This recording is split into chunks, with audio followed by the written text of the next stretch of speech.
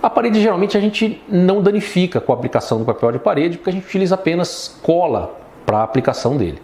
Só que quando a gente vai tirar o papel de parede, quando a gente enjoa dele ou quer colocar um modelo novo ou ele está danificado, quando a gente vai tirar esse papel, ele fica com esse fundo do papel de parede, que ficou com aderência com a cola, ele acaba grudando na parede.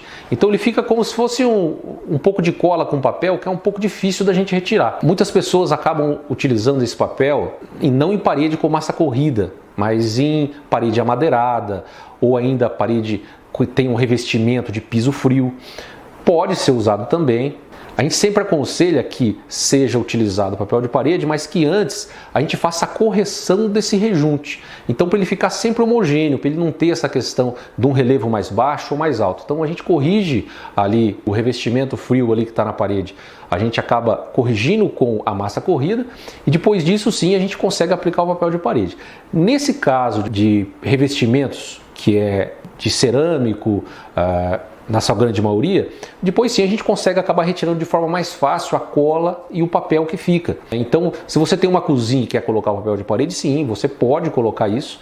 Não é aconselhado que você coloque perto de fogão ou de lugar que vai espirrar muita gordura ou ficar molhando sempre, se for um vinilizado. E se for um vinílico, que ele é resistente à água, sim, a gente pode acabar colocando em algum lugar como perto de uma pia. A gente não aconselha colocar dentro de um box de banheiro, por exemplo, porque quando a gente faz a união desses papéis, ele vai acabar ficando com uma frestinha entre a união dessas duas faixas de papel.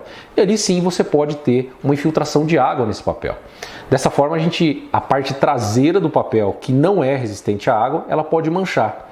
Então a gente sempre aconselha que seja utilizado o papel em locais onde você não vai ter uma quantidade de água constante, um volume muito grande de água. Em lugares que vai só espirrar, não tem problema nenhum. Em algum lugar que vai ficar molhando sempre, a gente desaconselha a utilização desse papel de parede.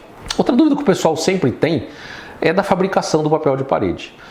Porque já aconteceu de eu comprar papel de parede, ou alguém que eu conheço comprou papel de parede e chegou com tonalidades diferentes. Isso pode acontecer sim, porque os papéis de parede, eles são produzidos através de calor também. Tudo que é produzido através de calor, como piso frio, como tinta, ele pode ter uma variação de cor. Então é sempre importante, antes da aplicação, a gente poder estar verificando, abrindo todos os papéis, colocando um ao lado do outro e também conferindo a tonalidade de cores, porque pode haver sim uma diferença dessa tonalidade.